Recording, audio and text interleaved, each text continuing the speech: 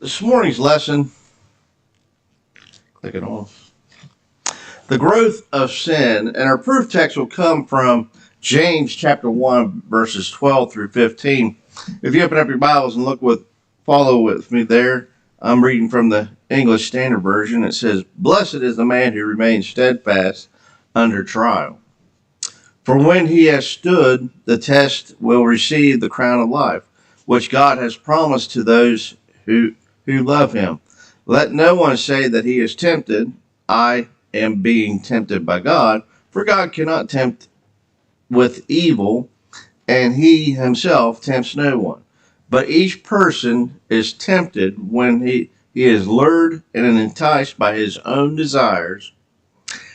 Then desire, when it is conceived, gives birth to sin. And sin, when it is fully grown, brings forth death." And so we see here two aspects of sin. We see the origin of sin in our eyes. It begins with our desires, and then its growth in our lives. And when we don't, we're lured and enticed by those desires, then desires conceive, and it brings forth. It just kind of escalates beyond that, if you will. It starts a chain reaction of events, and we're going to illustrate that by looking at some ways in the Bible that things started out not necessarily innocently, but they started out maybe what we would consider a little bit of sin or a little bit of deviation from God's word, and it just escalated from there.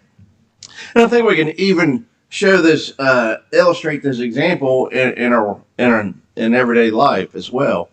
One example comes to my mind is, I got to thinking, I got to get out there and weed and feed my lawn. Well, and when do we do that? We do it, or put crabgrass preventer out there. You're supposed to do it before. They call it a pre-emergent vegicide. In other words, you're supposed to put it out there before it even gets to going. And so same thing I think we'll see here with managing sin in our life is that we try to quail it before it even gets started, because once that change reaction stops, it gets harder and harder to stop it sometimes. And also, I think we can illustrate that also as a cancer, and I think sin is a form of cancer, but as spiritual cancer. But often, doctors have the most success of stopping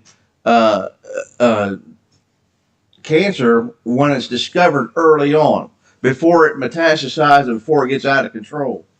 And so, again, I think we'll illustrate the same principle will apply to sin if we can recognize the signs, or we understand our desires. We can manage sin a lot better by getting rid of it early on. So let's look at these principles of the origins of sin in our lives, and then its growth within our lives. And we're going to, again, like I said, we're going to illustrate this through examples that we find or that we read about in the Bible. The first one I want to look at is Joseph's brothers. Over in Genesis chapter 37, we see,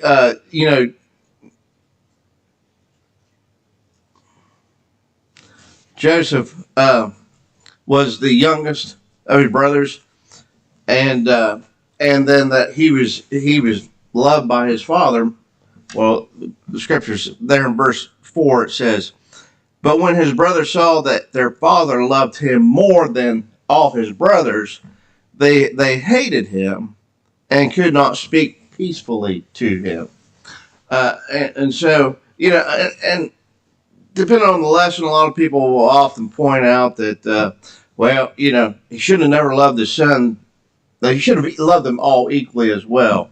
Or, we're also going, I don't know if I bring it out here, but Joseph had different visions, and he shared those visions, if you recall, with his brother, even with his father. He talked to his father about how he envisioned that him. In other words, the dream was that his father and his mother, they would all bow down or kneel to him, and he was chastised even by his father for even thinking along those lines. And so and then some people say, well, he was being braggadocious and he shouldn't have been saying those things. And again, the scriptures don't yield that to us. All it says is these were the circumstances, and this is what happened. And so here we see hatred or jealousy and envy is what gave the beginning of sin, if you will. That was the start of the chain reaction. Is that somebody saw Joseph being treated maybe a little bit better than what they were being treated, and therefore instead of maybe going to their father and saying, hey, why the preferential treatment, or or saying, what can I do to be seen in a better light like Joseph? Or just going to their father and saying, "Hey, why are you, why are you singling out Joseph so much?" That wasn't the case. What they did, instead of turning their attention on their dad, they turned their attention on Joseph. And in verse 11 it says, "And the brothers were jealous of him, but the father kept the saying in mind." And so again, the jealousy just gave root, and it just grew and it grew and it grew. And consider 1 Peter chapter 2 verse 1. We see there it says, "So put away all malice, all deceit, hypocrisy, envy, and slander." So even the Apostle Peter points out that nothing comes good from envy, and that we need to put that away. That in other words, don't give birth to envy, because bad things will come from it. And so it escalated to the point that there was even a conspiracy between the brothers, that they conspired. Well, we need to get rid of this guy because he's seen I guess out of their jealousy. There in verse 17, they saw him from afar, and before he came near to them, they conspired against him to kill him.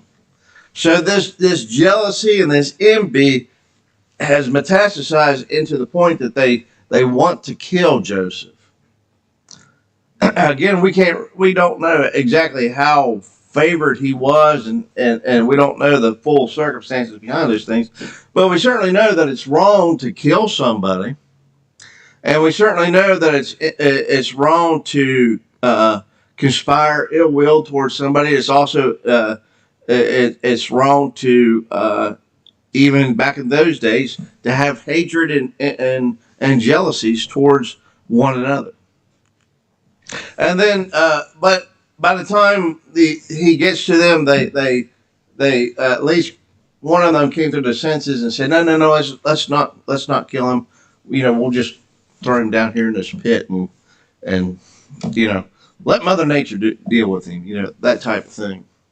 And so that's what we read there in verse 27. They took him and they threw him into a pit, and the pit was empty, and the pit was no water in it. So in other words, they weren't going to physically, I guess, kill him right at that second. I guess maybe to ease their conscience or whatnot. But being thrown in a pit without food and water it'd take just a mere 72 hours or whatnot for the body to dehydrate and become to the point of death. But needless to say, that conspiracy there, they then saw an opportunity to do something even better yet. Well, we don't have to kill him. We don't have to leave him here to die. We can just sell him off as a slave. So again, we can see the escalation here, the bad decision making, if you will, or how that little bit of sin that started out with maybe a little bit of envy when they saw the relationship he was having with their father has grown bigger and more and even grander yet in its in its being metastasized, if you will. And so we see that they sell him into slavery. It says there in verse 28 of verse 37, it says, then the Midianite traders passed by, and they drew Joseph up and lifted him out of the pit. So they said, all right, come on, let's bring you on up out of here. And what did they do? They sell him there, continuing, and sold him to the Ishmaelites for 20 shekels of silver. And then the slave traders took him to Egypt. And then if that wasn't enough, then they began to deceive their father about what happened to Joseph. We see there in verse 31 through 34, it says, then they took Joseph's robe and slaughtered a goat and dipped the robe in the blood. And they sent the robe of many colors and brought it to the father and said, this we have found. Please identify whether it's your son's robe or not. And he identified it as it says, it is my son's robe. A fierce animal has devoured him. Joseph is without doubt torn to pieces. And then Jacob tore his garments and put sackcloth on his loins and mourned for his son many days. So again, one sin begot another sin, begot another sin, begot another sin. And now we're to the point that we're lying and telling fictitious stories about about what happened to Joseph. Again, I think all that could have been handled clear back at the beginning of envy.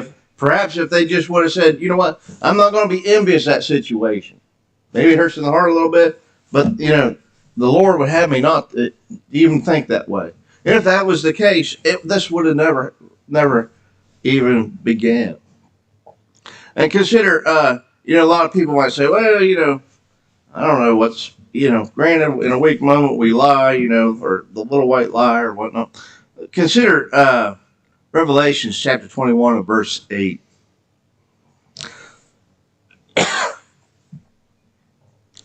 And it says, but for the cowardly, I think it's interesting how the cowardly, I think the brothers were pretty cowardly in not addressing this with their father, versus taking things out on Joseph. But it says, the cowardly, the faithless, the detestables, as for murderers, the sexually immoral, sorcerers, idolaters, and liars, their portion will be in the lake that burns with fire and sulfur, which is the second of death. That's pretty sombering, isn't it? Liars they're wrapped right up in there with murderers and the sexually immoral, and they're going to receive the same fate. So I think this is a good example of how we can look at how the birth of sin begins, and then a succession of bad decision making manifests itself into full-blown, conspiracies to kill, to murder, to sell a fellow a sibling into slavery, and then to lie to their father and let their father think that their son's been killed. Certainly bad things, or bad situation. But this is one example. Next example I want to look at is King David. I think we all probably are familiar with probably what his greatest downfall was, and that was with him and Bathsheba there over in 2 Samuel chapter 11. And I want to point out, that this started out with a little sin as well. consider there in verses 1 and 2, it says, in the spring of that year, the time when the kings go out to battle, David sent Joab and his servants with him and all of Israel, and they ravaged the Ammonites and besieged Rahab, but David remained in Jerusalem. It happened late one afternoon when David arose from his couch and was walking on the roof of the king's house that he saw from the roof a woman bathing, and that woman was very beautiful. Now, again, look at that verse 1. It says, in the spring of that year, a time when kings go out to battle. In other words, David wasn't doing what David was supposed to have been doing. If he had been doing what he was supposed to have been doing, he wouldn't have put himself in a situation to be doing these things. In other words, I guess we might call this idleness. Instead of being out with doing kingly things, he was up on the rooftop. It says that he was up on he rose from his couch. In other words, I don't know, maybe he was taking in some sun rays, trying to build up some vitamin D in his body or whatnot. But for some reason, he decided not to go out with these men into battle like tradition had been. And instead, he found himself up, sunbathing or taking it easy up there on the top of his rooftop. And it just happened that he looked and then lusted after a woman. Saw that woman was a woman of great beauty and gazed upon her. So one, he probably shouldn't have been up there to begin with. He should have been out doing what he's supposed to have been doing. But then two, when somebody would, and I believe it says that she was up on the house. Thought I had it in here. We'll probably read it as we go along. But that she was up there, basically purifying herself of uncleanliness, is what as I understood her being up there. So in other words, she wasn't up there like advertising, "Hey, here look at me," that wasn't the case. I guess I'm saying that she was up there for innocent reasons. But he, when he looked over and saw, instead of going, "Oh, I don't need to see that. Let me go back inside or do whatever." That wasn't the case. He looked, he saw, and then he looked some more, and then he lusted after that individual. And that's what we see there in verses 2 and 3. And then in verse 4, we find out, well, did I read 2 and 3? No. Well, let me go back and read 2 and 3, getting ahead of myself. It happened late one afternoon when David arose from his couch and was walking on the roof of the king's house, that he saw from the roof a woman bathing. The woman was very beautiful. And David sent to inquire about the woman, and one said, "Is not this Bathsheba, the daughter of Eliam, and the wife of Uriah the Hittite?" And then by that, again, he wasn't doing what he was supposed to be doing. He looked and lusted. And now in verse 4, we find out there's adultery. So David sent messengers and took her, and she came to him, and he laid with her. Now she had been purifying herself from her uncleanness. So there's where I see the innocence in what she was doing. But then once she came to see the king, she herself was enticed. Obviously, there's no indication that the adultery was forced upon her, but nonetheless, it took place. And then she returned to her house. Now, David, if this wasn't bad enough, that would be pretty bad. But it didn't stop there. More sin was given birth to. Next, we find that there's treachery involved.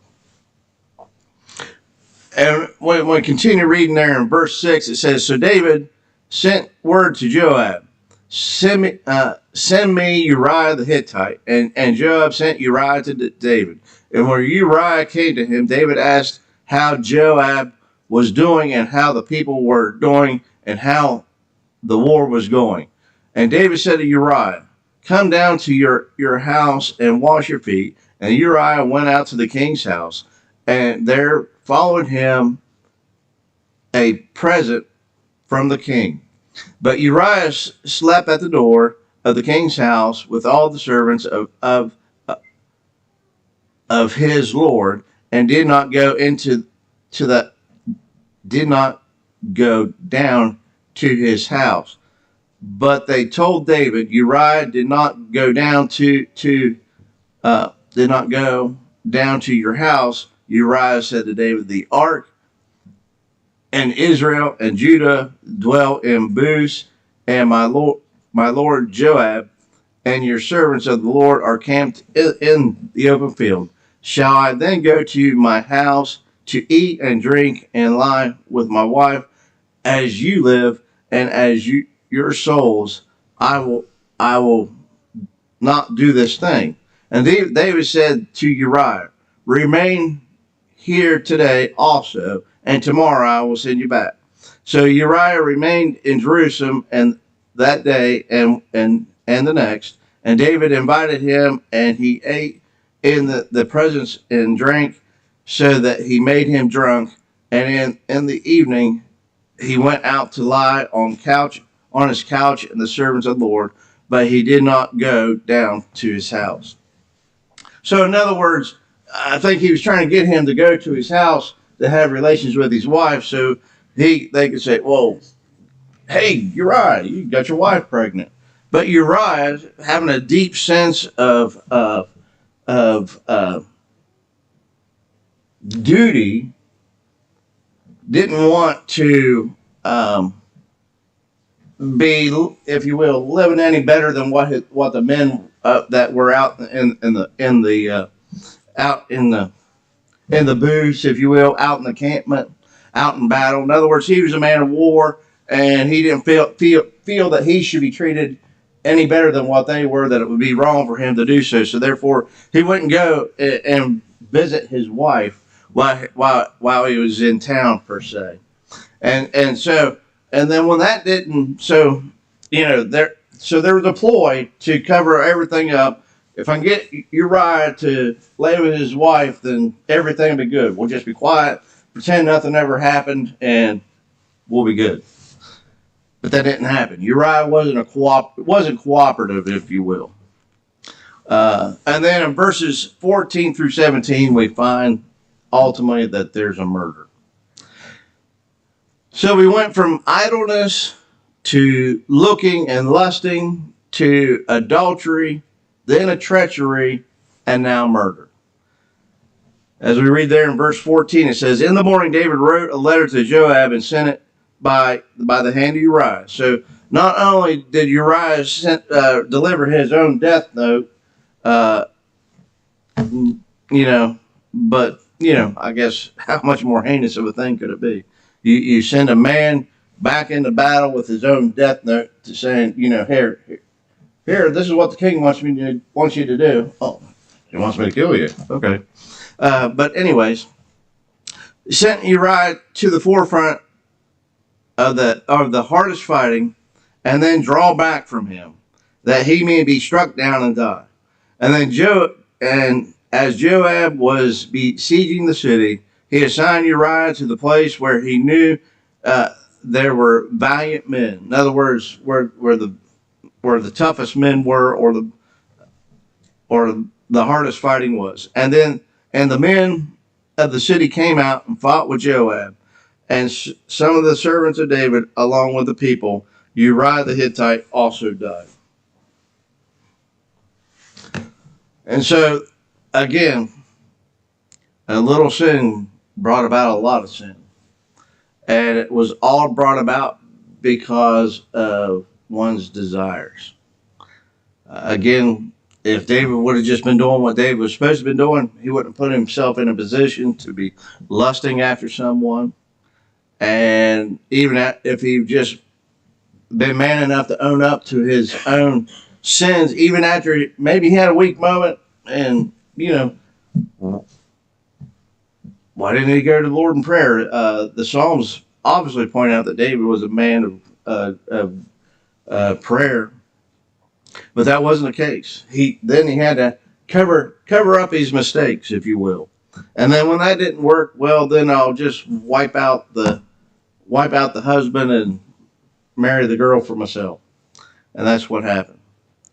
Again, that could have all been managed if he just would have done the right thing to begin with. And then we'll just quickly go over Peter. We kind of looked at Peter a couple of Sundays ago. But remember, Peter was kind of guilty of being overconfident. Peter always thought himself to be stronger than what the situation, and then he thought himself to be stronger than what he really was, and he underestimated the gravity of the situation that he often found himself in.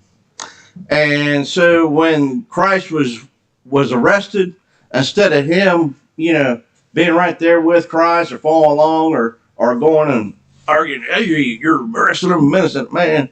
Instead, we found that he followed him afar off. And of course, as he drew away from Christ, then he started doing other things, did he not?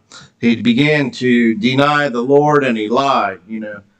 Granted, it was foretold, but again, he did. Even though the Lord foretold these things, it didn't mean that David had to do them. Peter had to do them. But Peter put himself in a bad position, to where he feared his life more than the life of Christ. And so therefore he lied about who he was and what he was doing there. And of course he denied Christ 3 times. And then not only that, after that, again, I'm just paraphrasing this because we looked at this a couple Sundays ago. Not only did he lie about who he was and where he was from and who he had been with, he then took an oath. Well, I swear to God, it wasn't me. I didn't do it. That type of thing. So now he's taking, and that is taking the Lord's name in vain. Because you're telling a lie and using the Lord's name to tell it. That telling an oath that you should not be. God never demands a man to take an oath, but then when you take an oath, you need to be truthful, and then the Lord expects you to follow through with that oath. And of course, we know that he was not being truthful, and then he was denied. He began cursing and swearing. Again, that's kind of that oath part, swearing like, I swear it wasn't me, that type of thing. And so, again, if Peter probably wouldn't have been overconfident and thinking that he was stronger than what he really was, perhaps he would have positioned himself a little bit better. Perhaps when that started to unfold, maybe he would have called back for, hey, go get the rest of the brethren. They're apprehending the Lord or what. In other words, he wouldn't have underestimated the gravity of the situation that he had been catapulted into. But instead, he thought he would go to his own. Well, I'll just kind of watch from a distance and make sure everything's going. And then and then when he was called out as far as who he was and what he was doing there, then he began, I don't know that guy over there. I'm just standing here around this fire getting warm, just like you guys. I don't know who you're talking about. Well, I swear. I swear to God, it wasn't me. So, again, we gave birth to a little bit of sin, and then it just escalated from there. And then the persecutor of early Christians, we see, they didn't like what they were teaching and preaching, so then they threatened them.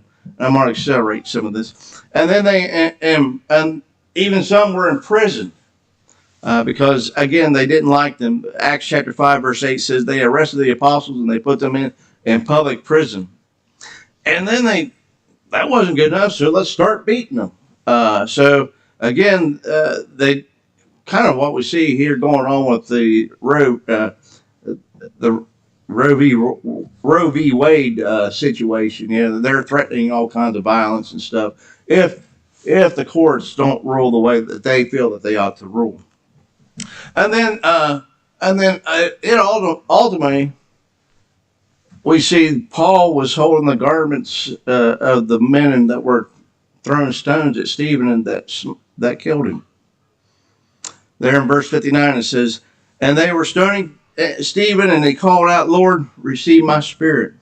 And so, again, if they wouldn't have felt threatened, if they would have just, shirked the scriptures, if they would have just said, even if they didn't believe them, said, well, these guys just let them be. But no, they had to snuff them out. They had no tolerance for it, if you will.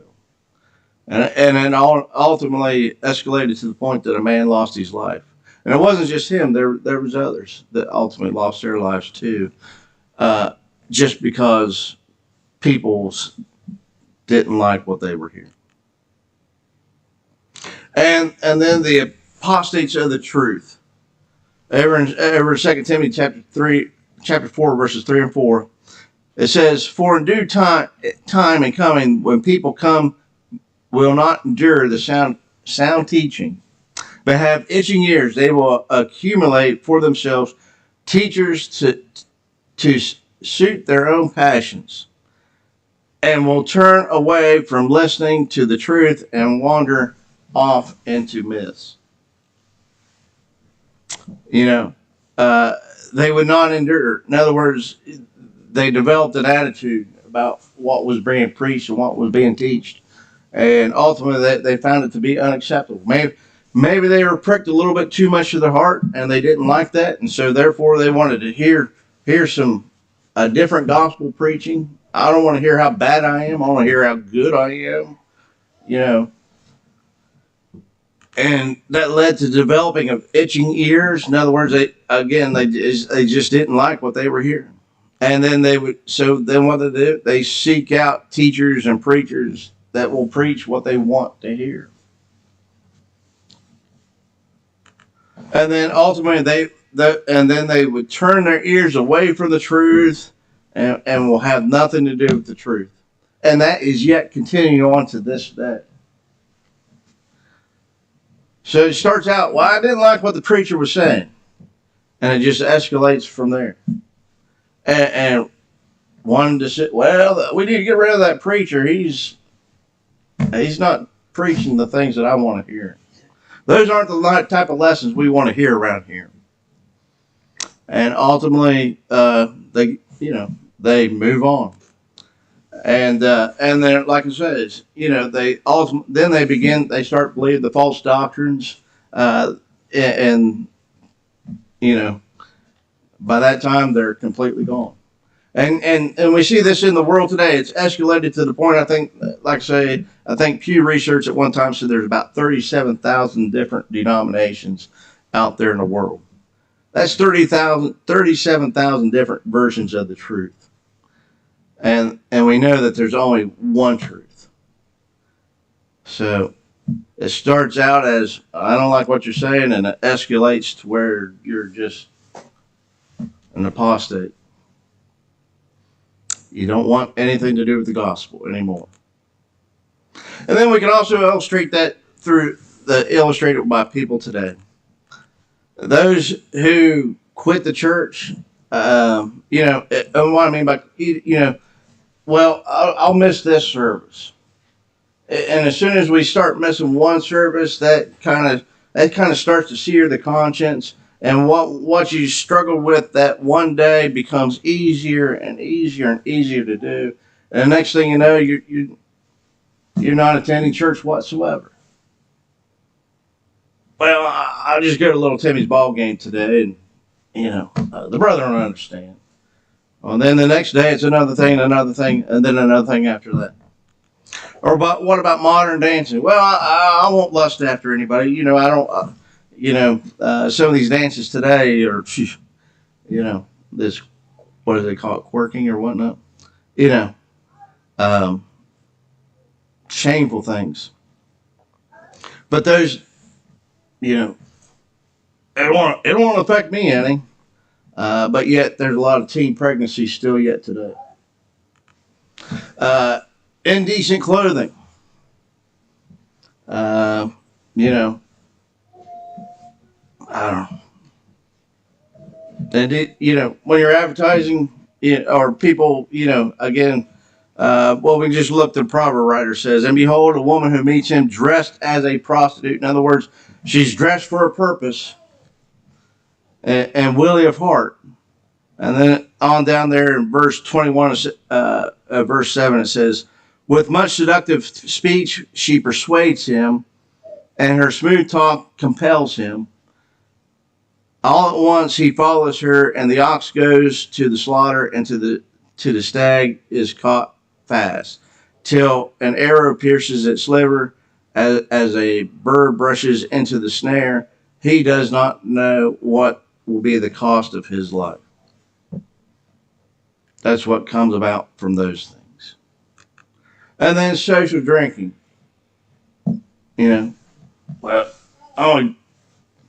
Every drunkenness started out with a little drink.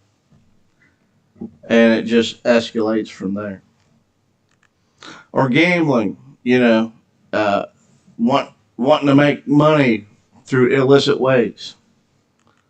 Or church apostasies. And then modern digressions. We live in modern digressions. Look through the 50s, with